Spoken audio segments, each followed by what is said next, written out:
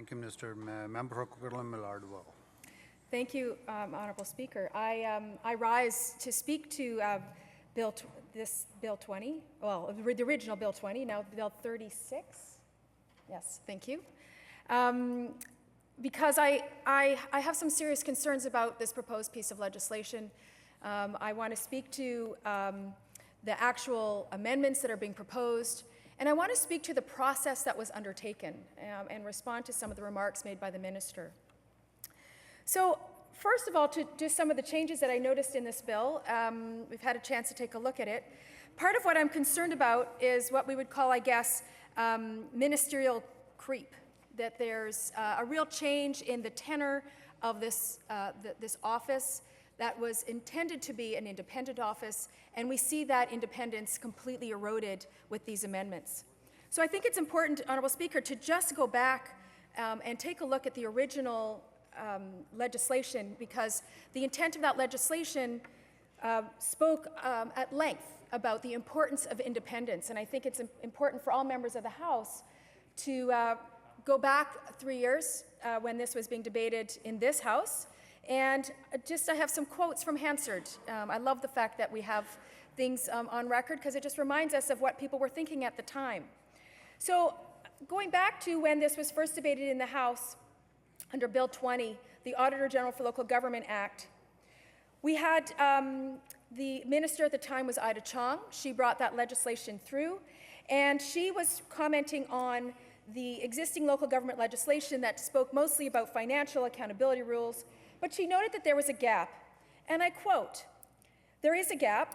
There is no requirement for independent value-for-money performance audits, and this legislation is about filling that gap."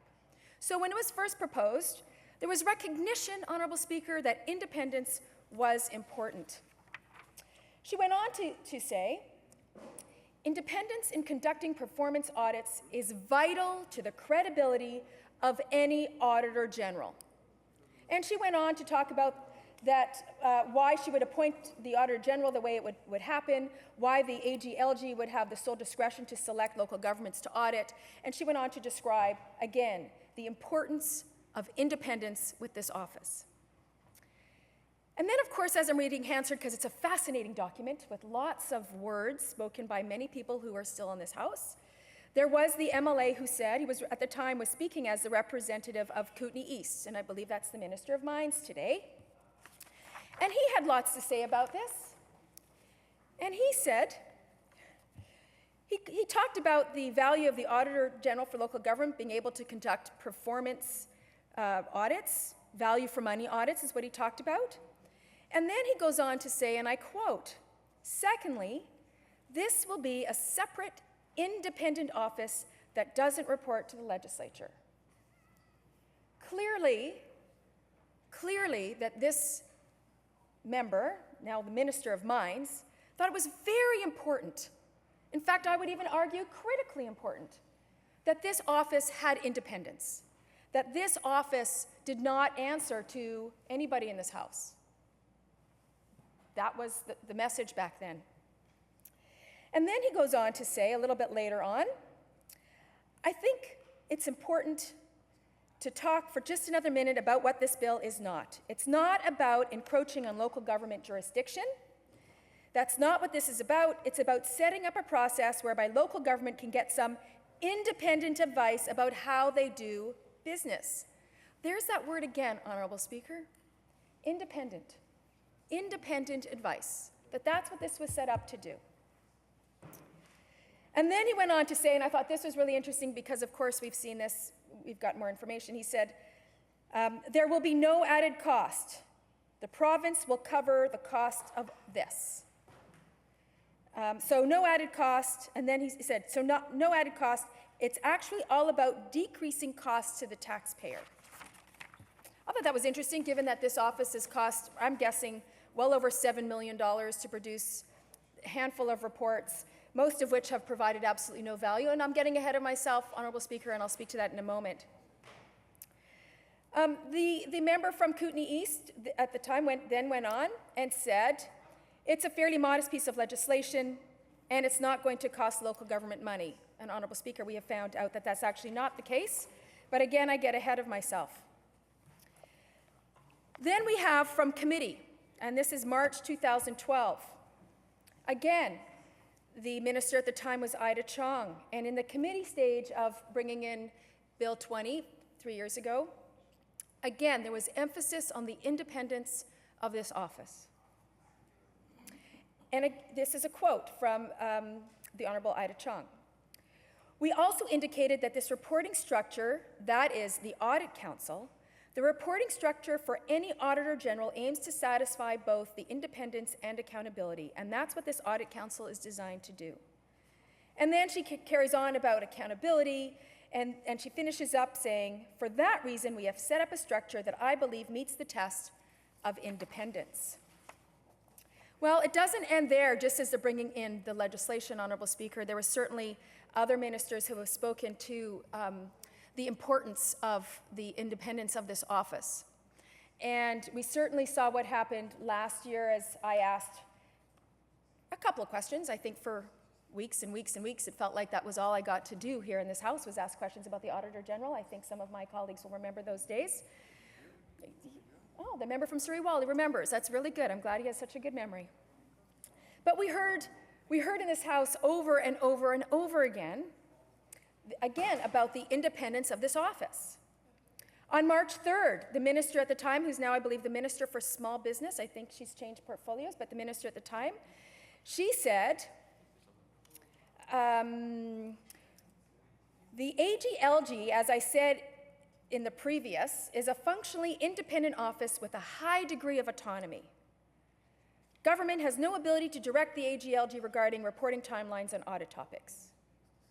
And then she went on again. The AGLG, again, is a functionally independent office with a high degree of autonomy. I think these were just her speaking notes. We're just wanting to reiterate for everybody over and over again that this is autonomous and separate from government and separate from the legislature, and that's what makes it valuable. That's what makes it a valuable tool to local governments, and it's critical that it have this independence.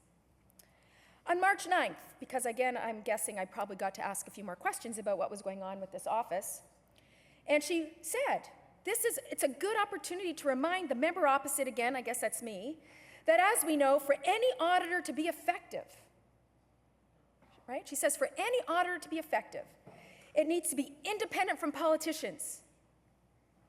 In this case, it's here as well. So clearly, she was committed to the independence of this office. That as politicians, we just get in the way. We make a mess of things.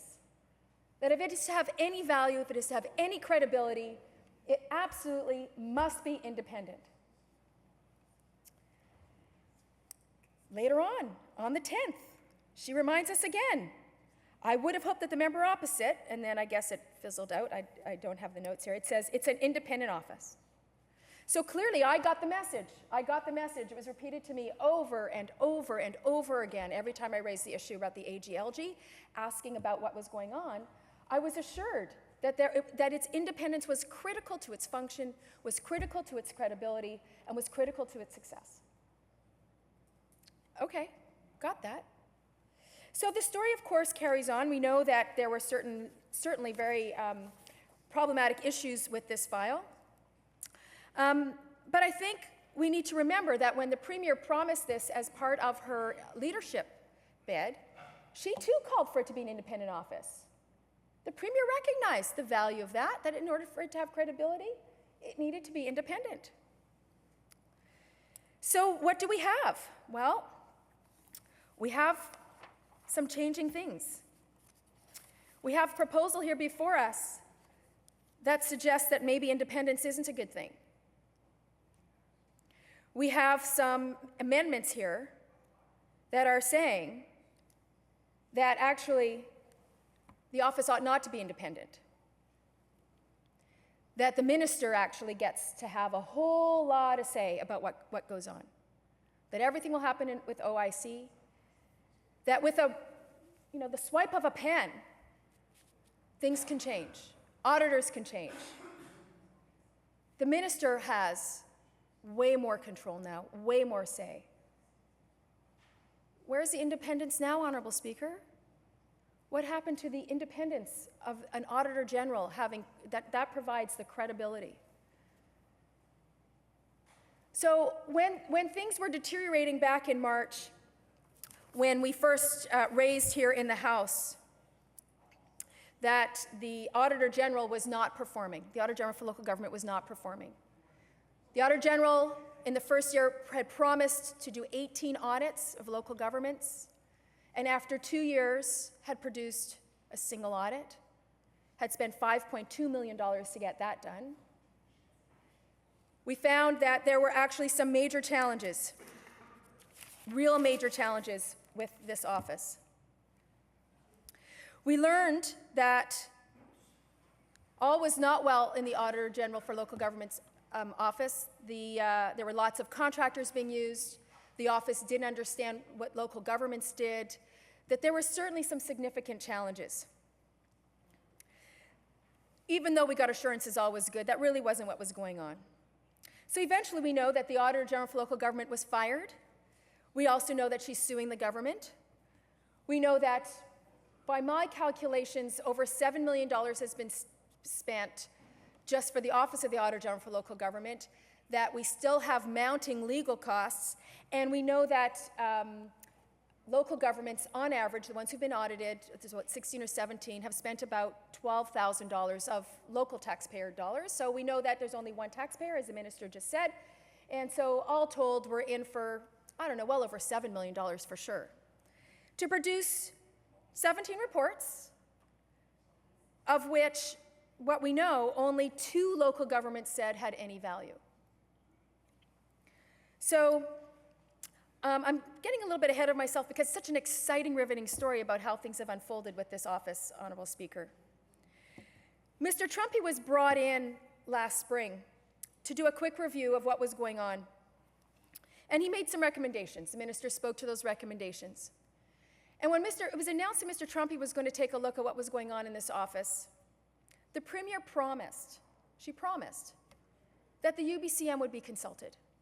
The UBCM is the body that represents local governments. It's one phone call. It's just one phone call. They represent the hundreds of local governments around this province, and one phone call would have been sufficient. The minister at the time, the minister who is now Minister of Small Business, she said, well, Mr. Trumpy may call the UBCM, it's up to him. And what we learned, Honorable Speaker, is that they were never called. They were never consulted, which is really disappointing, because you would think that that would be a valuable opportunity to sort of say, hey guys, how's it going? Did things work out okay for those who've been audited? Do they have any feedback for us? Because we're taking a look at this, and now would be the time. Well, that didn't happen, unfortunately. Honorable Speaker, that would have been the right thing to do, but that doesn't mean that that's what this government's going to do. So, the UBCM, being very resourceful and very creative, decided to do their own report. And their report, I want to read the title in for the record, is the Auditor General for Local Government, Perspectives on Operations, March 2013, March 2015. So they took it upon themselves to do a review and to do a survey. And so they went out and they checked in with all the local governments who had been working hard, working really hard to address the ongoing demands of the Auditor General for Local Government. And these were demands, Honorable Speaker, I don't think people in the House will have an appreciation of. The demands I would call a little bit crazy-making, because they changed all the time. It was different auditors coming in and going out. And in one local community that I spoke to, they had an auditor come in who was brought in from New Brunswick, who was French-speaking and didn't speak any English. And the expectation was that they were going to be able to somehow do a performance audit for this local government. And that's sort of how much this office had deteriorated in terms of its ability to perform. But again, I digress, Honorable Speaker. And it wasn't Mayardville, as the member from Surrey Wally suggested. So, in this report, the Auditor General for Local Government Perspectives on Operations, it was quite comprehensive, and 17 local governments were consulted, and there's various charts. And there's 2 things that I thought was really important to just flag for the House. So 2 communities of the 17, only 2 communities agreed with this statement. The findings of the audits published to date contained valuable information that have been used by our local government to improve our processes and procedures relative to the audit topic. Two found it useful. And the others, when you talk to them about what they learned, they said, well, we were already making those changes. We were already adapting. We'd actually already seen that. Or we have it in our plan to address it. We knew it was coming, and we just haven't had the resources to pull somebody in to take a look at how to do that better. So only 2 communities, Honorable Speaker, have identified what was helpful. $7 million and climbing for 2 communities to find some value. This report, Honorable Speaker, had some interesting recommendations for the Ministry of Community, Sport and Cultural Development, and I think it's important to read those into the record. So the first one, prior to undertaking legislative or administrative amendments to the AGLG, consider and act on the findings within this report in an effort to improve the effectiveness and efficiency of the Office of the Auditor General. So one of the questions I have for the minister is I'd like to know what exactly was in this report.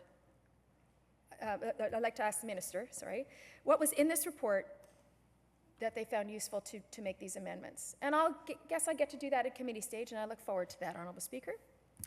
The second one, and this one I thought was really interesting.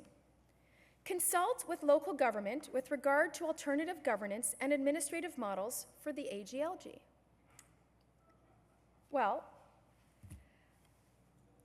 I called the UBCM yesterday when this came to the legislature, and it was the first they'd heard that this legislation was tabled. I was a little stunned, Honorable Speaker. I mean, I called them thinking, okay, they're the spokespeople, they're the stakeholder in this. It's their members who are most impacted by what goes on with the Auditor General for local government. And this minister and this government didn't have the decency to pick up the phone and say, we're going to be making some legislative changes. We want to meet with you about what to do. Or at least give them the heads up. It's coming. It's coming the first week we're back. No, I phoned and said, so what do you guys think? Do you know anything about this? And they're like, this is the first I've heard of it. And finally, the third recommendation specifically for this ministry is to commit to undertaking an independent review. And again, I'm really leery about what independent means, but I think I know what UBCM means by independent. I'm not so sure what this government means by independent, but that's a conversation for another day. But to commit to undertaking an independent review of the office of the AGLG within 2 years of the next appointment of the AGLG and make this review available to the public. So this, Honorable Speaker, suggests to me that the credibility of this office has been seriously damaged. I think we can all agree, I think everyone in this House can agree, it's been seriously damaged. But now they're proposing legislation that strips the independence of this office. Independence that previous ministers said was critical, absolutely critical to this office functioning. So I just worry for how much more money is going to get wasted on this independent office of the Auditor General for local government that really isn't independent.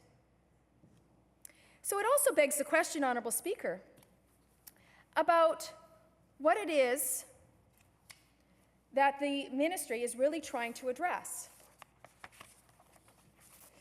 So the issue that certainly came before us when I was certainly asking questions in this House about the performance of the previous Auditor General for local government, at the time it seemed like the problems for the office rested with the original choice of the Auditor General for local government. There had been a bad choice made. I was looking up Auditor General for local government, and there's lots actually written on it, and so trying to wade through it over the day was a little bit overwhelming. But what stuck in my mind was that this government spent, I think it was $57,000 to find her in the first place. That was what it cost taxpayers, was $57,000 to find her. And it was problematic. I get it. Sometimes you make a bad hire. It happens. It's happened to me. I get it. They made a bad hire. And it created some problems, some real problems for this minister, some real problems for this government. And at the time, the message that we heard, that British Columbians heard, was, we have a problem with this person we hired. We made a mistake with who we hired. We need to deal with that. Okay. I didn't hear anything about the nature of the legislation. That wasn't what they were talking about. We made a bad hire.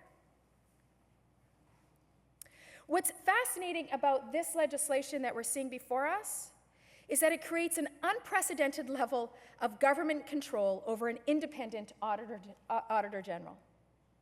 So it's a complete departure from the principle that an auditor general is to be independent from government. So what does that mean? Well, it means it's a huge risk for government interference, Honorable Speaker. That gives a minister a significant power over local government at the end of the day. When you trace it all back, who's in charge of our local governments? I think mayors, councillors, and regional directors ought to be shaking their heads. They're going to be, at the end of the day, answerable to the minister. We have lost all autonomy for what I would argue, and I would argue anybody on either side of the House, about the importance of local government and the autonomy that it requires. And this piece of legislation, Honorable Speaker, is eroding that. And I think we all ought to be on alert. And I know that there's lots of people on both sides of this House who come from local government. And I know that they value local government.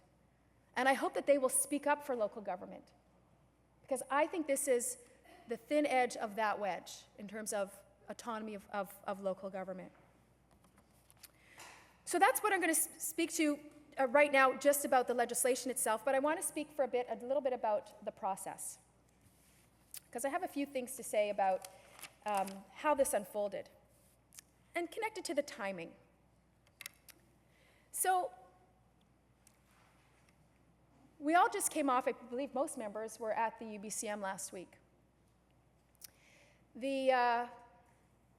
We all got to meet with tons of people from local government. The minister spoke to the number of people he spoke to from local government. I certainly had a very busy calendar, having meetings with many people from local government. We also know that the UBCM resolution to get rid of the Auditor General for local government barely passed, but it did pass. 55%, almost 55% endorsed getting rid of the Auditor General for local government, or asking government to remove this office.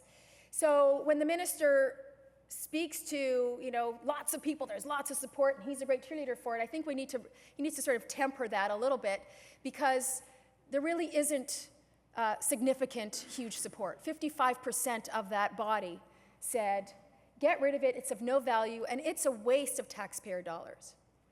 So what this government has proposed would actually save taxpayer dollars is actually doing the opposite.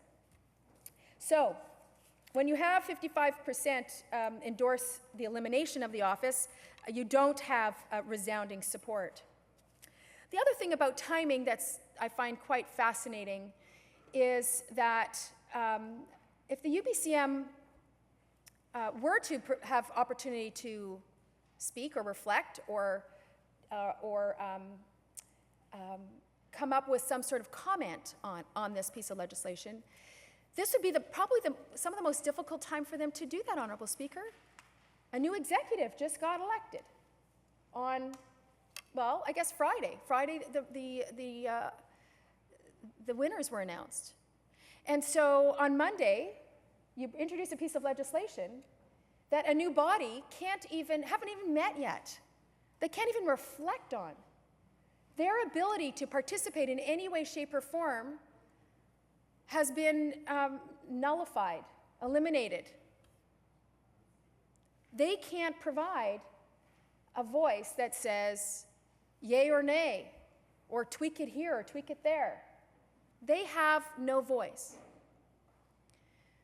The last thing I want to say about process on this, Honorable Speaker, is how the minister spoke about partnership at the UBCM.